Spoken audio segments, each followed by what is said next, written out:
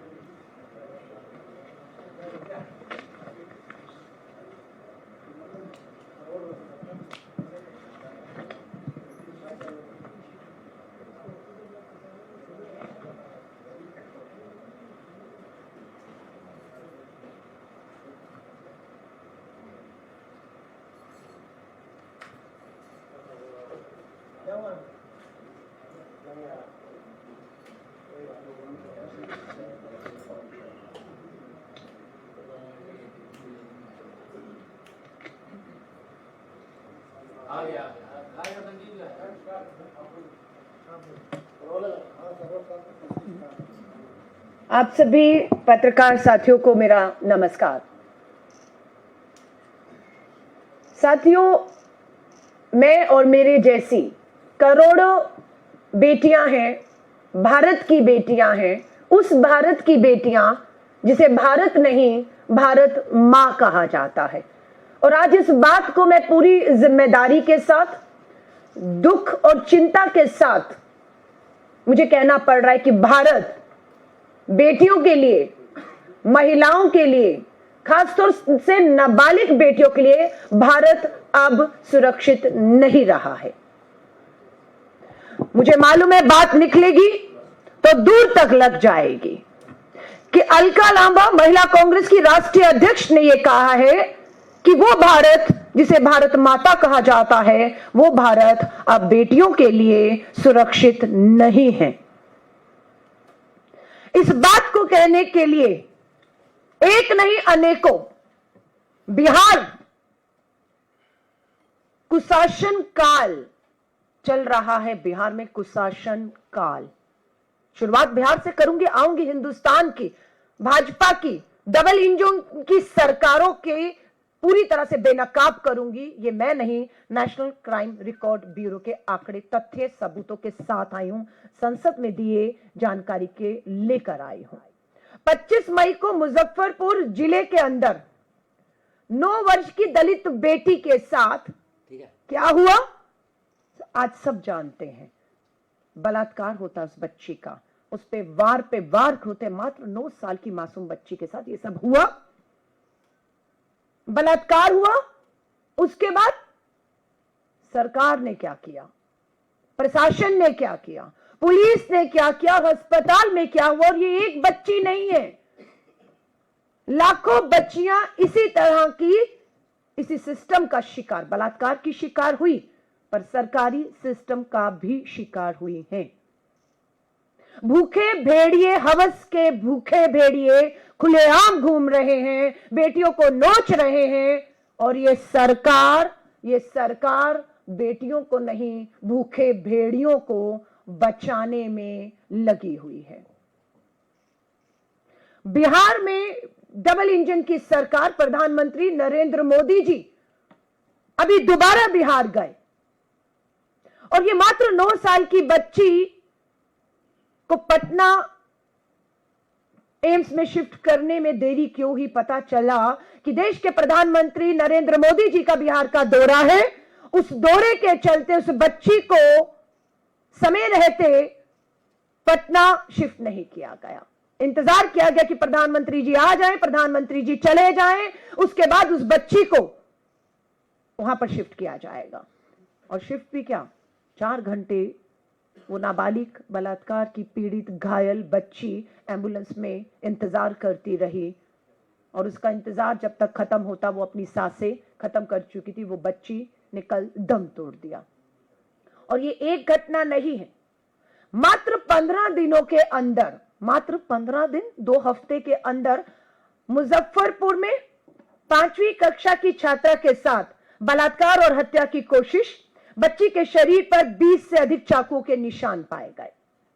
छपरा में स्कूल से लौटते वक्त एक छात्रा का अपहरण करके सामूहिक बलात्कार करके उसकी भी हत्या कर दी गई। सीतामढ़ी में भी नाबालिग बच्ची के साथ सामूहिक बलात्कार।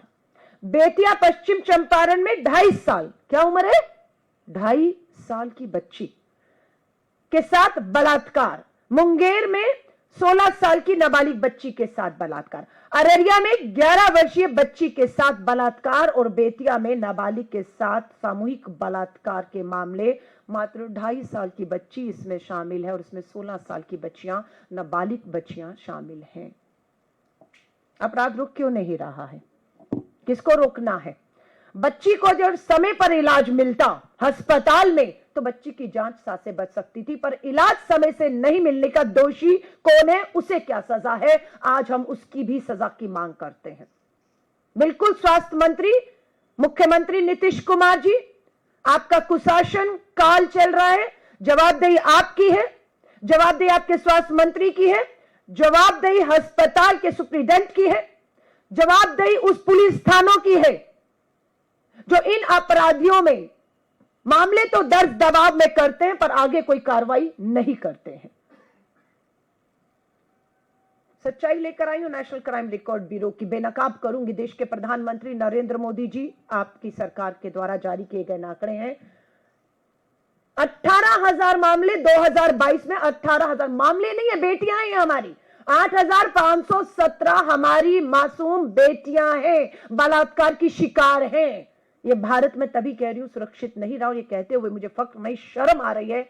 और मुझे मालूम है मेरे भारत की छवि देश और विदेश के अंदर बेटी और महिलाओं को लेकर पर्यटन के लिए आती हैं हमारी बेटियां, हमारे देश में लोग आते हैं, मुझे मालूम है इससे फर्क बहुत लोगों को पड़ने वाला है। लेकिन हम समाज का जो झूठा मान और सम्मान है, हाँ, कि चुप रहिए, क्या होगा उससे अगर बोलेंगे, आप बोलेंगे तो बदनामी होगी। बदनामी के डर से समाज नहीं बोलने देता, परिवार को चुप कर दिया जाता है। लेकिन आज ये आंकड़े बोल रहे हैं, 18,000 बेटियों में कन्विक्ट जो है कितने हुए? 5,000 कन्विक्ट होते हैं। छोड़े कितने गए 22 में? 12,000 लोग छोड़ दिए गए, बरी कर दिए गए। 2021 में 11,000 ट्रायल होते हैं, कन्विक्ट 3,000 से ऊपर लोग होते हैं, बरी 7,000 से ऊपर।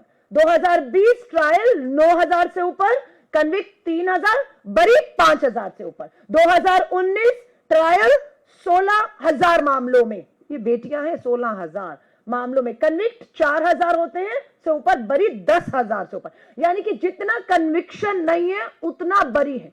कन्विक्ट होने के बाद सजा है। आजादी 1947 के बाद 2025 तक अगर आप कहेंगे बलात्कार और हत्या के बाद कितनी फांसियां हुई? मात्र 5 फांसियां हुई। आजादी से लेकर अब तक मात्र 5 फांसियां। एक धनंजय चटर्जी का मामला था धनंजय का, उसमें फांसी उसको हुई। उसके बाद निर्भया में 4 को अभी फांसी होती है, तो कुल 5 में। कानून तो कहता है कि रेप में, नाबालिग बेटियों के रेप के मामलों में जो है वो फांसी बनती है। फांसी होती क्यों नहीं, हम ये पूछ रहे हैं। राजस्थान टॉप तो यूपी दूसरे नंबर पर। देश भर में 2022 में रेप के 10,000 से ज्यादा मामले दर्ज हुए। सबसे ज्यादा राजस्थान में भाजपा की डबल इंजन की सरकार, नेशनल क्राइम रिकॉर्ड ब्यूरो कहता है नंबर 1 पर भाजपा की डबल इंजन की सरकार राजस्थान खड़ी है। नंबर 2 पर भाजपा की डबल इंजन की सरकार उत्तर प्रदेश खड़ी है, बेटियों के साथ बलात्कार, हत्या, जघन्य अपराधों में। मध्य प्रदेश भाजपा की डबल इंजन की सरकार तीसरे नंबर पे। महाराष्ट्र भाजपा की डबल इंजन की सरकार चौथे नंबर पे खड़ी है। भाजपा की डबल इंजन की सरकार हरियाणा में 5वें नंबर पे खड़ी है। और भाजपा की उड़ीसा में सरकार, नेशनल क्राइम रिकॉर्ड ब्यूरो कहता है महिलाओं के साथ जघन्य अपराध में टॉप 6 राज्यों में आपके भाजपा की डबल इंजन की सरकारें खड़ी हुई हैं। सख्त कानूनों के बाद सजाएं नहीं है। पूरा सिस्टम पूरी तरह से फेल हो चुका है इस देश का। यह चेतावनी है, यह देश की बेटियों को भी मैं कहूंगी, यह चेतावनी, यह अलर्ट है, क्योंकि देश की सरकार ने पूरी तरह से हथियार डाल दिए हैं अपराधियों के सामने उन्हें बचाने के लिए।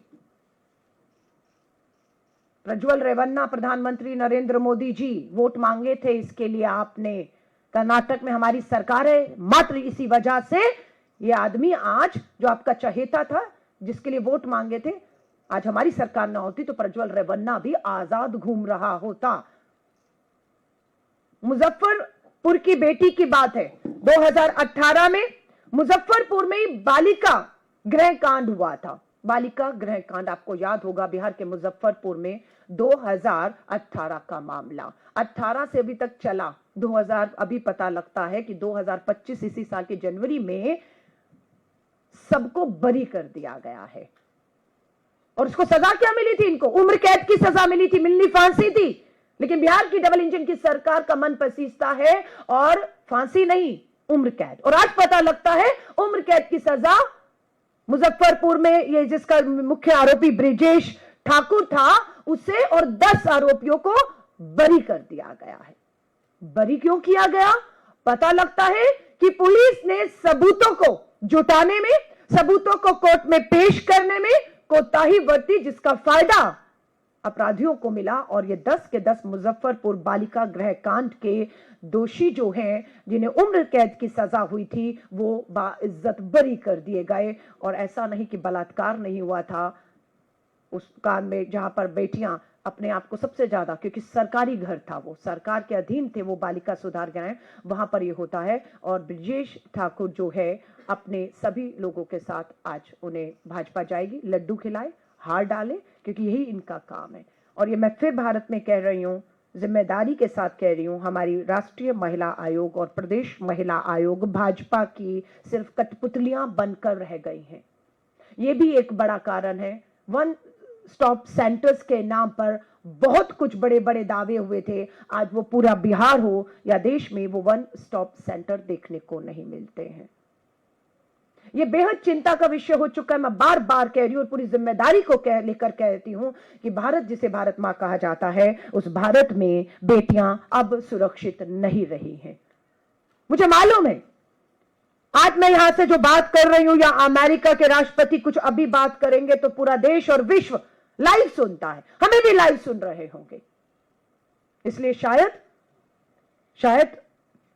भारत की छवि, भारत की झूठी शान, भारत बेटियों के लिए सुरक्षित है, भारत में कोई अपराध नहीं है, ये अगर मैं कहूंगी तो मैं अपनी उन लाखों बेटियों के साथ धोखा और अन्याय करूंगी जो आज भी न्याय की आस लगाए बैठे हैं और उन्हें न्याय नहीं है। बिहार में नेशनल क्राइम रिकॉर्ड ब्यूरो का आंकड़ा कहता है कि देश में मात्र 410 protection of children from sexual offence, नाबालिग बच्चियों के साथ बलात्कार के बाद जो अदालतें हैं, 410 अदालतें हैं। और मामले कितने हैं? मामले लाखों में हैं। और बिहार में पता लगता है कि अगर उन मामलों की सुनवाई भी शुरू करें फास्ट ट्रैक कोर्ट में, पोक्सो अदालतों में, 28 साल लगेंगे उस बेटी को न्याय दिलाने में, 28 साल। दिल्ली में 27 साल लगेंगे, जो दिल्ली की फास्ट ट्रैक और पोक्सो हमारी अदालतों में केस चल रहे हैं। ये मैं नहीं, नेशनल क्राइम रिकॉर्ड ब्यूरो कहता है कि जिस तरह की सुविधाएं हैं, जिस तरह की ट्रायल है, जिस तरह की जो है हमारी सिस्टम व्यवस्था है, 27 साल। उत्तर प्रदेश में नाबालिग बेटी को बलात्कार और हत्या के बाद उसके परिवार को न्याय के लिए 22 साल लगेंगे। पश्चिम बंगाल में 25 साल लगेंगे और अरुणाचल प्रदेश छोटे जैसे राज्य में भी 30-30 साल लगेंगे। ये मजाक नहीं है। फास्ट ट्रैक कोर्ट के नाम पर हमारे पास मात्र आज भी 755 फास्ट ट्रैक स्पेशल कोर्ट्स हैं। ये स्पेशल कोर्ट्स महिलाओं के लिए बनाई गई, बलात्कार, जघन्य अपराधों में हत्या के लिए बनाई गई हैं, और ये सच्चाई आज देश को शर्मसार करने वाली है। प्रोटेक्शन ऑफ चिल्ड्रन में आज की डेट में अभी के आंकड़े 2,43,000 मामले पेंडिंग है। ये पेंडिंग है और इनमें कन्विक्शन 3% है, मात्र 3% है। और फांसी तो आपको मैंने कहा आजादी से लेकर अब तक 5 को हुई है। ये सरकार पूरी तरह से बेटियों के साथ नहीं खड़ी है, न्याय के लिए नहीं खड़ी है, ये अपराधियों और दोषियों के साथ पूरी खड़ी है। सिर्फ ये एकमात्र कारण है कि इस देश में बेटियां सुरक्षित नहीं हैं और अपराधियों के जो हौसले बढ़ रहे हैं। 2023 को लेकर आंकड़े सामने आए हैं जो बताते हैं कि मात्र 2023 में 2,67,000 मामले और नए दर्ज हुए हैं। यानी कि हर साल लाखों मामले दर्ज हो रहे हैं और करोड़ों मामले पेंडिंग पड़े हैं। बिहार सबसे बड़ा, क्योंकि चुनावी राज्य, इसलिए प्रधानमंत्री नरेंद्र मोदी जी और सब भाजपा के बड़े नेताओं का वही आना जाना है। आप भी कहेंगे बिहार ही क्यों, दूसरे राज्य भी हैं, बिल्कुल भाजपा के डबल इंजन शासित राज्यों के मैंने नाम लिए, बिल्कुल नाम लिए हैं। वहां क्यों नहीं हम ज्यादा उस मुद्दे को उठाते? क्योंकि प्रधानमंत्री मोदी जी वहां नहीं जा रहे हैं, भाजपा के नेता वहां नहीं जा रहे हैं। उन्हें अगर हमें घेरना है, सवालों के कटघरे में खड़ा करना है, उन्हें हमें शर्मिंदा करना है, तो वो बिहार की धरती, डबल इंजन की भाजपा की सरकार, कुशासन काल नीतीश कुमार जी का और प्रधानमंत्री नरेंद्र मोदी जी से वही जवाबदेही पूछेगी।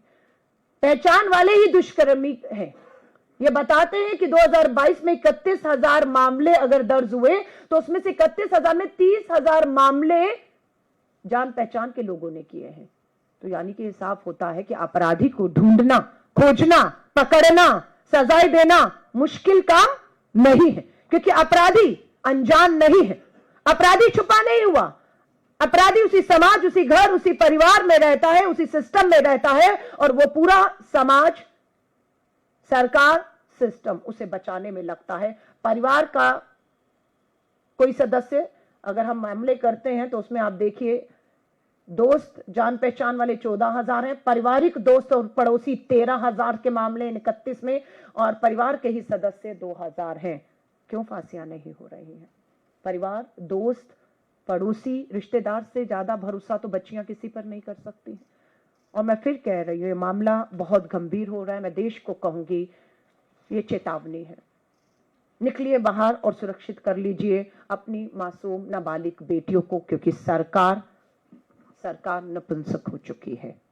सरकार ने हाथ खड़े कर दिए हैं, सरकार जिम्मेदारी लेने से इनकार कर चुकी है, सरकार अपराधियों के साथ खड़ी है, सरकार खोखले झूठे नारे देकर आपको गुमराह कर रही है। बेटी बचाओ। हमारा देश के प्रधानमंत्री जी से एक ही सवाल है, मोदी जी मन की बात आप करते हैं, महिलाओं पर हो रही देश में दरिंदगी की बात कब करेंगे? इन दरिंदगी की शिकार बेटियां जिन्हें समय पर इलाज बिहार में नहीं मिला, उन्हें कब मिलेंगे? कब मिलेंगे? जिन्हें थानों में पुलिस आपकी फेल हो रही है अदालतों में सबूत पेश करने में, और अपराधी एक के बाद एक बरी हो रहे हैं।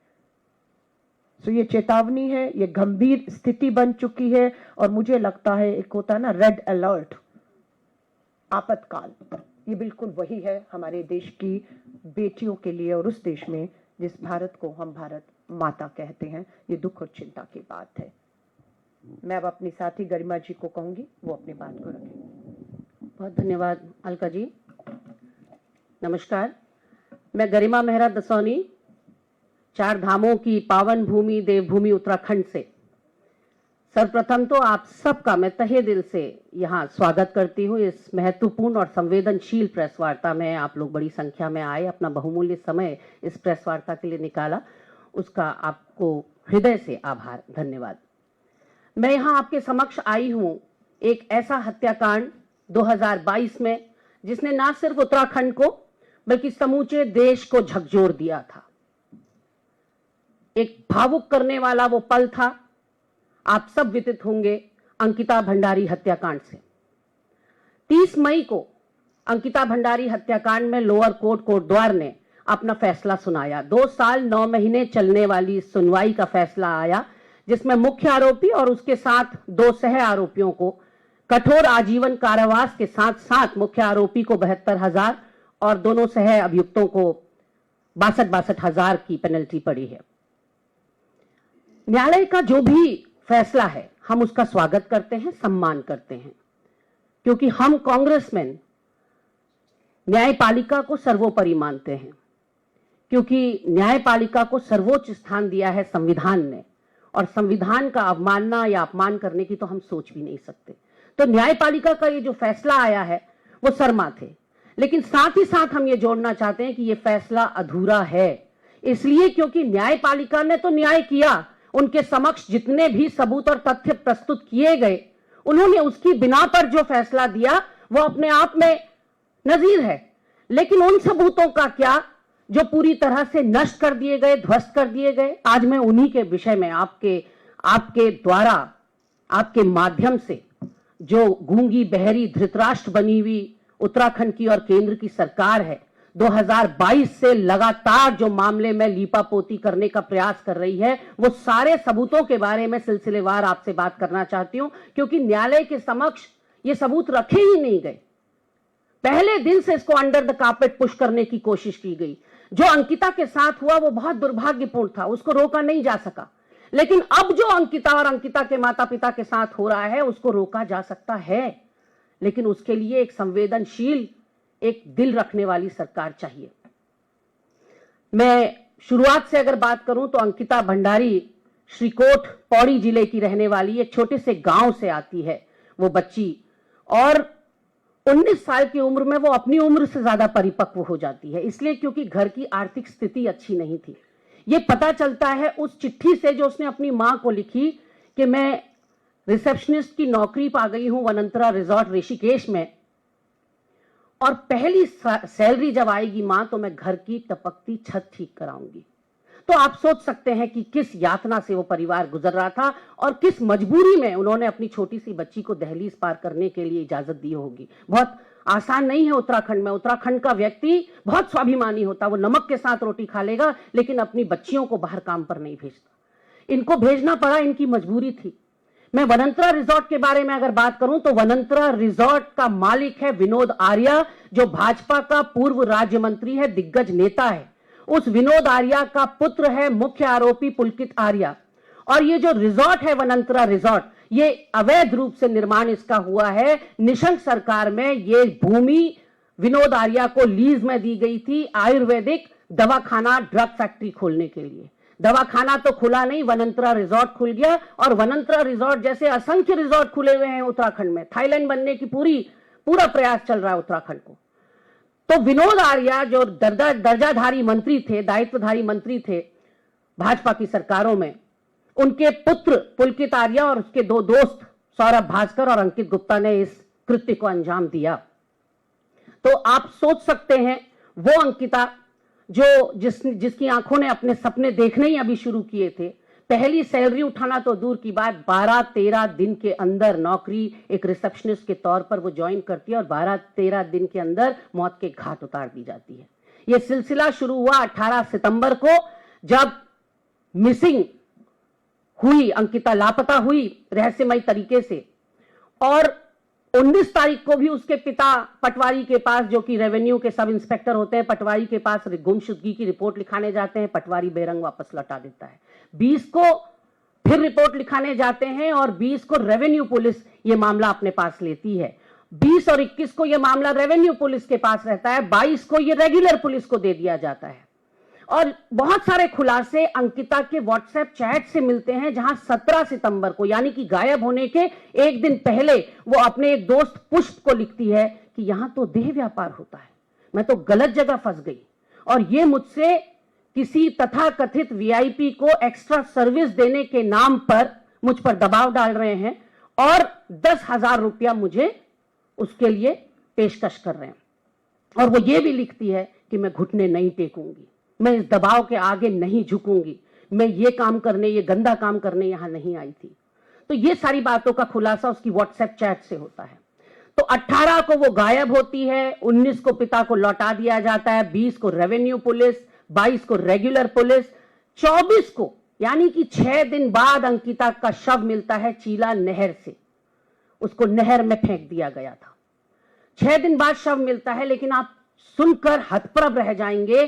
23 सितंबर को रात 9-10 बजे वहां की यमकेश्वर की स्थानीय विधायक रेणु बिष्ट अपनी अगुवाई में, वो फेसबुक लाइव में साफ दिखाई पड़ रही है, और मैं अंत में आपको वीडियो सुनाऊंगी रेणु बिष्ट का, जिसमें वो स्वीकार कर रही हैं कि उनको बुलडोजर चलाने का आदेश मुख्यमंत्री पुष्कर सिंह धामी से मिला है। तो शव भी नहीं मिला बच्ची का, कि वही पोर्शन वनंतरा रिजॉर्ट का उसी पोर्शन। अब आप मुझे बताइए, एक आम आदमी के लिए क्राइम स्पॉट के साथ छेड़छाड़ करना आसान है क्या? अलाउड है क्या? क्या यह जघन्य अपराध नहीं है कि जो सील हो गया हो, जहां क्राइम हुआ हो, जहां बच्ची की हत्या हुई हो, उसके साथ दुष्कर्म हुआ हो, उसके साथ छेड़खानी तो छोड़िए, उतना ही पोर्शन जितने में वो रहती थी, उस पोर्शन को बुलडोजर से मैडम एमएलए साहब डिस्ट्रॉय कर देती हैं अपनी प्रेजेंस में, अपनी उपस्थिति में, और उसके बाद धन्यवाद ज्ञापित करती हैं, एक वीडियो रिलीज करती हैं धन्यवाद करने का। वो वीडियो मैं अंत में सुनाऊंगी क्योंकि उससे क्रम टूटता है, और यह है मुख्यमंत्री पुष्कर सिंह धामी जी का 24 तारीख का सुबह 9 बजे किया हुआ ट्वीट। मैं इसको कोट अनकोट करके आपको सुनाना चाहती हूं। सुबह 9 बजे वो ट्वीट करते हैं, आरोपियों के गैर कानूनी रूप से बने रिजॉर्ट पर बुलडोजर द्वारा कार्रवाई भी कल देर रात कर दी गई है। हमारा संकल्प है कि इस राज्य में जघन्य अपराध के दोषियों को बख्शा नहीं जाएगा। अब बुलडोजर चलाने के लिए इनसे किसने कहा और क्यों आनन फानन में बुलडोजर चलाया गया, ये यक्ष प्रश्न है। पर दूसरा सबूत, 17 दिन के गैप में 2 बार आग लग जाती है पुलिस कस्टडी में होने के बावजूद इसी रिजॉर्ट में। अंकिता भंडारी का जो बिस्तर था जिसमें वो सोती थी, उस बिस्तर को स्विमिंग पूल में डाल दिया गया ताकि फोरेंसिक जांच में कुछ निकल कर ना आए। आप सोच सकते हैं पुलिस की कस्टडी में वो रिजॉर्ट है, सबके लिए सील है, लेकिन उन दिनों की वारदात अगर हम बताएं, क्योंकि हम लोग बहुत पैनी नजर बनाए हुए थे हर घटनाक्रम पर, उन दिनों चाहे बड़ा पत्रकार हो, छोटा पत्रकार हो, या स्वयंभू पत्रकार हो, या कोई भी आम पब्लिक हो, वो सेल्फी स्टिक लेकर चहलकदमी कर रही थी रिजॉर्ट की, और कोई खून के धब्बे जमीन पर दिखा रहा था, तो कोई उजड़ा हुआ बुलडोजर से ध्वस्त किया हुआ रिजॉर्ट दिखा रहा था। तो allowed for all, no man's land बना हुआ था वो। यहां पर मैं आपसे कहना चाहती हूं कि कांग्रेस पार्टी ने तत्कालीन हमारे प्रभारी देवेंद्र यादव जी के अथक प्रयासों से जम्मू की सुप्रीम कोर्ट की एक वकील को उत्तराखंड लाया गया, उनको श्रीकोट ले जाया गया अंकिता के माता पिता से मिलने, और हम pro bono, free of cost, मुफ्त में उनका वो केस लड़ने की पेशकश की गई। लेकिन उन्होंने सरकारी वकील को चुना। कुछ महीनों बाद ही उनको अपनी गलती का एहसास हुआ और उन्होंने वकील बदलवाने के लिए अर्जी लिखी मुख्यमंत्री जी को कि ये जितेंद्र रावत जी आपने दे रखे हैं, लेकिन ये तो हमारा केस वीक कर रहे हैं, ये तो आरोपियों की तरफ से ज्यादा बोलते हैं और हमारे केस को कमजोर कर रहे हैं। खैर 1 महीने बाद उनको बदल के वकील दिया गया, अवनीश नेगी जी दिए गए। सुसाइड की तक धमकी दी माता पिता ने कि सीबीआई में मामला दीजिए, नहीं तो हम आत्महत्या कर लेंगे। लेकिन ये सीबीआई को दिया जा सकता था। आपने देखा कलकत्ता का वो फेमस डॉक्टर की हत्या वाला केस 2 या 3 दिन के अंदर सीबीआई के पास केस चला गया। लेकिन हमारे वहां जिस केस ने पूरे देश को हिला दिया, झकझोर दिया अंदर तक, उसमें ना सीबीआई की जांच की संस्तुति की गई और ना फास्ट ट्रैक कोर्ट में मामला चला। 2 साल 9 महीने तो ये अभी लोअर कोर्ट में चला है। अब माता ने ठानी है अंकिता की कि मैं हाई कोर्ट का दरवाजा खटखटाऊंगी क्योंकि मुझे फांसी चाहिए। यह हैवानियत भरा जो कृत्य इन्होंने मेरी बेटी के साथ किया, मुझे फांसी का फंदा चाहिए इनके लिए, इसलिए मैं हाई कोर्ट जाऊंगी। तो सोच सकते हैं आप वो यातना जिससे वो परिवार गुजरा है। उसके पिता ने मीडिया से कहा कि 3 गाड़ियां बदलकर मैं हर तारीख में आता था कोर्ट द्वार। हर तारीख में माता पिता उपस्थित होते थे और अपने छोटे से गांव से वो 3 गाड़ियां बदल कर आते थे। आर्थिक स्थिति की मैंने आपको चिट्ठा बताई दिया कि जो बेटी अपनी मां से कह रही है घर की टपकती छत ठीक करवाऊंगी पहली सैलरी से, तो उनकी क्या आर्थिक स्थिति होगी। जीर्ण शीर्ण हो चुके हैं माता पिता, रोते रोते आंखें पथरा गई हैं। पूरा उत्तराखंड भी यही अपेक्षा कर रहा था कि इसमें फांसी की सजा होगी, क्योंकि अपराध इतना विभत्स, इतना जघन्य और इतना हैवानियत भरा था। लेकिन क्योंकि साक्ष्य और सबूत तो नष्ट कर दिए गए हैं, तो कोर्ट से हमें कोई शिकायत नहीं है। वो तो उतना ही न्याय देंगे जितना उनके समक्ष सबूत रखे जाएंगे। लेकिन यदि सीबीआई में मामला जाता तो दूध का दूध पानी का पानी होता। उस समय के डीजीपी ने भी अपने ट्वीट पर लिखा कि आदरणीय मुख्यमंत्री जी के आदेश पर बुलडोजर चला दिया गया है। 12 घंटे के बाद चाहे डीजीपी साहब ने वो ट्वीट डिलीट कर दिया। और तो और आप सोचिए कि अंकिता का जो पोस्टमार्टम कर रही थी जो टीम, 5 डॉक्टर्स की टीम थी, एक भी महिला डॉक्टर नहीं थी। और 6 दिन बाद शव मिलता है तो प्रत्यक्षदर्शियों का कहना है न बॉडी फूली हुई थी, न वाटर बॉडीज के द्वारा नोची खसोटी गई थी। आपको पता ही है अगर पानी में कोई बॉडी रहेगी तो नेचुरली कहीं तो खरोच, कहीं तो कोई नुकसान देह को आएगा, चमड़ी को आएगा, लेकिन नहीं, बॉडी जस की तस थी। तो ये भी विशेषज्ञों का कहना है कि 6 दिन बॉडी पानी में थी या नहीं, इस पर भी संशय है।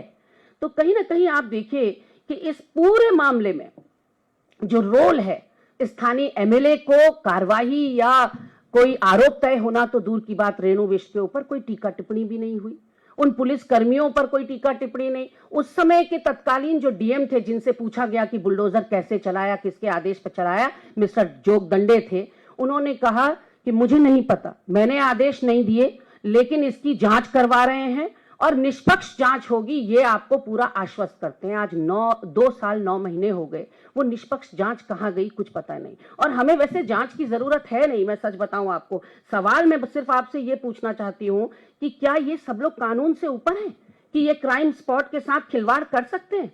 और आप देखिए कितनी प्रचार के लिए भूखी है ये भाजपा कि उधर फैसला आया भी नहीं था कि धाकड़ धामी के पेज से ये पोस्टर लॉन्च हो जाता है जिसमें कि पूरा का पूरा श्रेय धामी जी को दे दिया जाता है इस कठोर आजीवन कारावास के लिए। और झूठ का पुलिंदा है ये पोस्टर, क्योंकि इसकी पहली लाइन कहती है घटना के 24 घंटे के भीतर आरोपियों को भेज दिया गया जेल, जो कि खालिस झूठ है।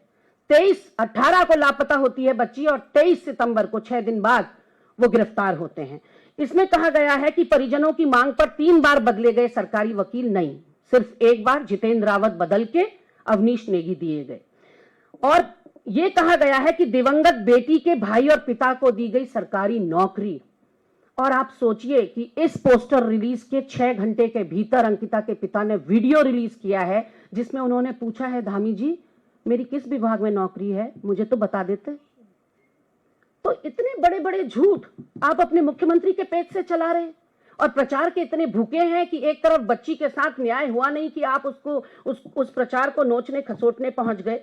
अभी अलका मैम बोल रही थी और मेरा गला सूख रहा था उन डाटाओं से, और बिल्कुल सही बात है, अक्षरशः शब्दशः मैं इस बात से सहमत हूं कि आज बेटी बचाओ बेटी पढ़ाओ नारा नहीं रह गया, उसकी कोई सार्थकता नहीं रह गई। आज तो भाजपाइयों से बेटी बचाओ ये नारा ज्यादा सार्थक हो गया। इन्होंने पूरे देश की बात करी, मैं अपने उत्तराखंड की आपको बात बताती हूं। एनसीआरबी कहता है 9 हिमालयी राज्यों में उत्तराखंड महिला अपराध में सर्वोपरि है, नंबर 1 है।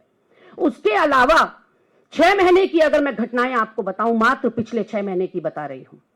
चंपावत का भाजपा का मंडल अध्यक्ष कमल रावत नाबालिग के साथ खेतों में छेड़छाड़ दुष्कर्म, जेल के अंदर है। सल्ट का मंडल अध्यक्ष भगत सिंह बोरा जेल के अंदर है, फिर नाबालिग के साथ दुष्कर्म। इनका दुग्ध संघ का लाल कुआं का अध्यक्ष दिग्गज नेता भाजपा का मुकेश बोरा विधवा मां और उसकी 12 साल की बच्ची के साथ सेक्सुअल मॉलेस्टेशन और हैरेसमेंट के केस में पॉक्सो एक्ट में जेल के अंदर बंद है। और तो और आप सोचिए उससे दुग्ध संघ का वो कार्यभार तक वापस नहीं लिया गया, वो जेल के अंदर बोर्ड मीटिंग कर रहा है। क्या छाती पर बीतती होगी उस विधवा मां की और उस बच्ची की जो अपने आरोपी को जेल के अंदर ये वीआईपी सुविधा मिलते हुए देख रहे हैं कि वो बोर्ड मीटिंग कर रहे हैं एज दुग्ध संघ अध्यक्ष। कहानी यहां पर समाप्त नहीं होती। हरिद्वार बहादुराबाद के भाजपा के ओबीसी प्रकोष्ठ के सदस्य आदित्य राज सैनी 13 साल की बच्ची के साथ गैंगरेप करते हैं और मौत के घाट उतार देते हैं। उसके बाद होली के दिन इनका रुद्रपुर का वार्ड नंबर 6 से पार्षद शिव कुमार गंगवार 2 महिलाओं के साथ सेक्सुअल हैरासमेंट, सेक्सुअल मॉलेस्टेशन करता है, जिसमें से एक नाबालिग है। और ये मैं केवल 6 महीने का बता रही हूं। अगर हम पीछे जाएं तो पीछे इनका संगठन महामंत्री भाजपा का उत्तराखंड का संजय कुमार रातों रात बैकडोर से भगा दिया गया, क्योंकि भाजपा की ही महिला कार्यकर्ता ने उसके ऊपर 3 साल तक यौन उत्पीड़न के आरोपी नहीं लगाए, वीडियो और ऑडियो वायरल कर दिए आपसी बातचीत के। कोई चारा नहीं बचा भाजपा के पास। उसको पेनलाइज करने के बजाय, उसको सजा देने के बजाय आधी रात को उसको बेदखल कर दिया उत्तराखंड से। और उस पूरे केस में वो जब पीड़िता महानगर अध्यक्ष और प्रदेश प्रवक्ता विनय गोयल के पास जाती है, उन्हीं की महिला कार्यकर्ता की संगठन महामंत्री ने मेरा उत्पीड़न किया 3 साल, तो आप जानते हैं विनय गोयल क्या कहते हैं? प्रचारकों की भी शारीरिक नीड होती है। ये विनय गोयल के शब्द हैं, आप गूगल करिएगा आपको मिल जाएंगे, जो कि वहां के समाचार पत्रों में बड़े बड़े अक्षरों में छपे थे कि भाजपा का देहरादून का महानगर अध्यक्ष, तत्कालीन महानगर अध्यक्ष, 2018-19 की घटना है, वो कहता है प्रचारकों की भी शारीरिक नीड होती है। और यही नहीं रुकता, वो कहता है अच्छे घर की महिलाएं राजनीति में मेंटली प्रिपेयर होकर आनी चाहिए। वो कहता है अच्छे घर की महिलाएं राजनीति में आती नहीं, और जो आती हैं वो मेंटली प्रिपेयर होकर आती हैं कि उनके साथ ये सब होगा। ये मानसिकता है भाजपा की। इनका द्वाराहाट का पूर्व विधायक है महेश नेगी, उसके ऊपर एक वही द्वाराहाट की महिला आरोप लगाती है कि मेरी ये 2 साल की जो बच्ची है ये विधायक महेश नेगी की है, डीएनए जांच करा लीजिए, नहीं निकली तो सूली पर टांग दीजिएगा। आज 6 साल बाद डीएनए जांच तो नहीं हुई भाई साहब, लेकिन महेश नेगी को क्लीन चिट मिल गई। ये हालात हैं उत्तराखंड के, इसीलिए मैंने कहा कि इनकी बात से मैं अक्षरशः सहमत हूं कि आज बेटी बचाओ बेटी पढ़ाओ नहीं, आज भाजपाइयों से बेटियां बचाने की जरूरत है। क्योंकि उत्तराखंड में तो ये जो दुष्कर्म और बलात्कार तो छोड़िए, किसी तरह का कोई अपराध हो रहा हो उसमें संलिप्तता डबल इंजन वाली धाकड़ धामी की सरकार की जरूर, कार्यकर्ताओं की जरूर है। चाहे भ्रष्टाचार हो रहा हो, चाहे भर्ती घोटाले हो रहे हो, चाहे बलात्कार हो रहे हो, चाहे नाबालिगों के साथ दुष्कर्म हो रहा हो, हर जगह भाजपा व्याप्त है। घर घर भाजपा, शायद इसी का मतलब था नारे का मतलब। मैं अपनी वाणी को विराम देती हूँ। मैं गरिमा जी की बात को आगे बढ़ाकर, एक वीडियो है, ये जैसे ही फैसला आया है धामी सरकार ने दिलाया 29 सितंबर 2023 का वीडियो है। 29 सितंबर 2023, लगभग 2 साल पहले का ये वीडियो है। आप देखिएगा इस वीडियो में, ये हमारी ज्योति रुतेला जी उत्तराखंड महिला कांग्रेस की अध्यक्ष हैं। इन्होंने पूरी महिला कांग्रेस के साथ 29 सितंबर 2023 को अपने केश, अपने बाल, एक महिला के लिए ये छोटी बात नहीं होती, अपने पूरे मुंडन करवाए। पूरी तरह से इस मामले को जो सरकार दबा रही थी, वो सरकार उस मामले को दबाए ना। ज्योति रुतेला जी और पूरी महिला कांग्रेस ने अपना सर मुंडवाया, और तब जाकर, माफी चाहूंगी, मीडिया को सबको लगा कि ये कुछ दिखाने लायक है, इसको थोड़ा दिखाया जाना चाहिए। और उस मामले में 2 साल तक पुलिस की लाठी, जो 2 साल आंदोलन चला, इनके पेट तक में पुलिस ने 2 साल लगातार आंदोलन छोड़ा नहीं। और आज की ये तस्वीर है, ये अपराधी पकड़ा जाता है बेशर्मी के साथ। देखिए, मुस्कुराते हुए धामी जी कह रहे हैं न्याय दिलाया। ये आपके भाजपा का नेता का बेटा, जिसे आप कहते हैं दोषी करार दिया है, वो मुस्कुराते हुए, हाथ हिलाते हुए जेल जा रहा है। और क्यों? क्योंकि उसे पता है जिस तरह से मुजफ्फरपुर का ब्रिजेश ठाकुर उम्र कैद की सजा के बाद आज सब बरी कर दिए गए, जिस तरह से बिल्किस बानो के अपराधियों को आप बाहर ले आए, लड्डू खिलाए, हाथ डाले, उसी तरह इन्हें भी विश्वास है, जो मुस्कुराते हुए जेल में जा रहा है आज अपराधी, कि हम भी बाहर आ जाएंगे और हमारा कोई कुछ नहीं बिगाड़ पाएगा। ये एक दबाव है राजनीति का, जिसके तहत हमें जेल जाना पड़ रहा है। तो इसीलिए ये काफी नहीं है। काफी क्या है? काफी फांसी है। सांसें रोकनी होंगी इनकी। इन अपराधियों को फांसी के तख्तों पर जब तक झुलाकर इनकी सांसें नहीं रोकी जाएंगी, हमारी नाबालिग बेटियां इसी तरह शिकार होती रहेंगी। आपके सवालों का आधे मिनट का 2 वीडियो आपको सुनाना चाहती हूँ, जिसमें कि विधायक रेणु बिष्ट खुद कह रही हैं कि मुझे मुख्यमंत्री के आदेश थे ध्वस्त करने के। मैं माननीय मुख्यमंत्री जी के पास गई और मैंने यहाँ की घटना से अवगत कराया कि वहाँ पे जनता कितनी रोष में है और उनके साथ क्या अन्याय हुआ है, उनको न्याय चाहिए। और जिस तरह से उस अंकिता भंडारी के साथ इस रिसोर्ट में, अवैध रिसोर्ट में वो घटना घटी गई है, उसको मैंने कहा तुरंत गिराने के लिए उसको यहाँ पे बुलडोजर चलाया जाए, ताकि यहाँ से दोबारा से जो आगे भी कोई इस तरह की कृत्य करने की सोचेगा, इस तरह गुनाह करने का सोचेगा, 100 बार सोचेगा कि हमें ऐसा करने से क्या मिलेगा। तो मैं आप सभी लोगों को मैं धन्यवाद देना चाहती हूँ, जो लोग यहाँ पे भी आए और उन्होंने सबने सहयोग दिया। और माननीय मुख्यमंत्री जी का सबसे ज्यादा मैं माननीय मुख्यमंत्री का देती हूँ कि जिन्होंने तुरंत संज्ञान में लिया, इसके आदेश ध्वस्त करने के आदेश दिए। लेकिन क्या ये सब कुछ बिना पुलिस अब आप सोचिए कि क्रिस्टल क्लियर है, और मैं एक वीडियो मैम आपकी परमिशन से और चलाऊंगी जो उनके पिता ने रिलीज किया है इस पोस्टर के बाद कि मेरी सरकारी नौकरी कहाँ लगी है। जालपा देवी मंदिर से कर रहे हैं। मैंने और देखा भी है कि कुछ जो भारतीय जनता पार्टी कार्यकर्ता और मीडिया के लोग हैं वो ये आवाज चला रहे हैं कि मुख्यमंत्री जी ने अंकिता भंडारी के पिता और भाई को सरकारी नौकरी दे दिया था और मैं मुख्यमंत्री जी से कहना चाहता हूँ कि आपने मेरे लड़के को सरकारी नौकरी दी तो किस विभाग में दी, और अंकिता भंडारी के पिता को सरकारी नौकरी दी तो किस विभाग में दी। ये अंकिता भंडारी के पिता स्वयं पूछ रहे हैं कि मुझे नौकरी किस विभाग में मिली है, बताइए, जो आप ये झूठा चला रहे हैं अपने पेज पे। धामी जी, आपने ये वीडियो सुना पिता का, और आपका जो सरकारी विज्ञापन श्रेय लेने का है उसमें आपने इस बिंदु में कहा है आपको माफी मांगनी चाहिए। आपको अंकिता भंडारी के पिता से, परिवार से, उत्तराखंड से माफी मांगनी चाहिए, और इस झूठे बयान, झूठे विज्ञापन, झूठे दावों पे हम कहते हैं भाजपा के शीर्ष नेतृत्व को तुरंत धामी जी को मुख्यमंत्री पद से हटाया जाए।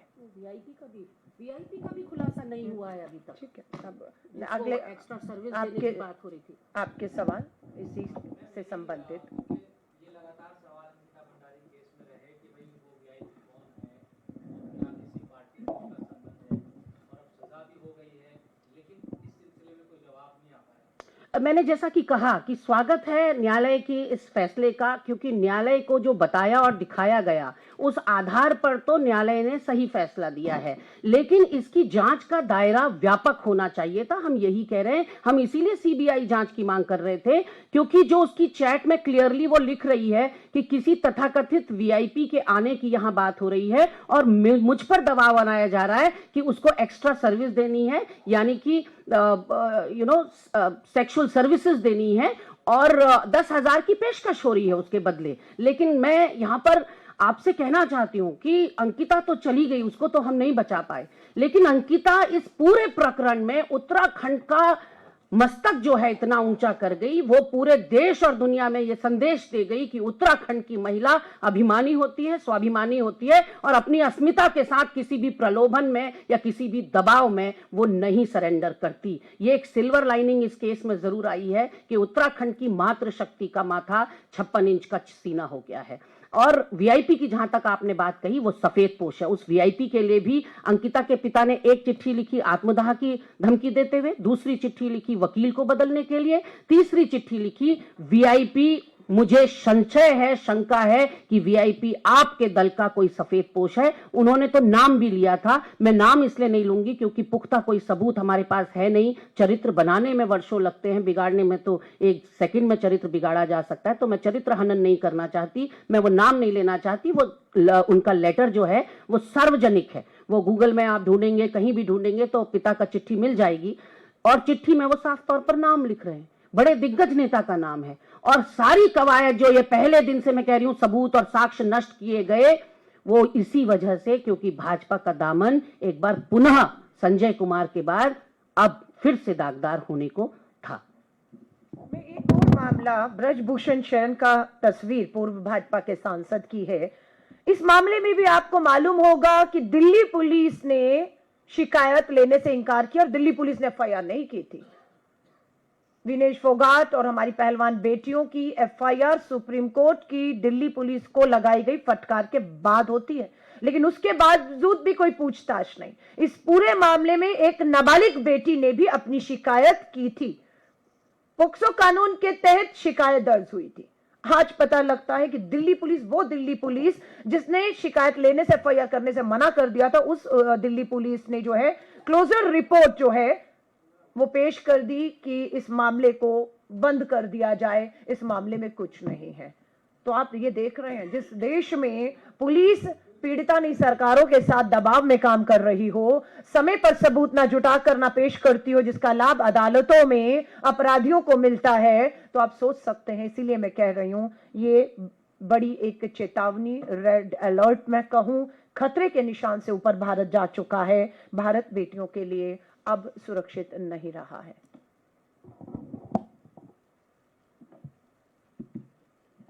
आप सभी पत्रकार साथियों का धन्यवाद।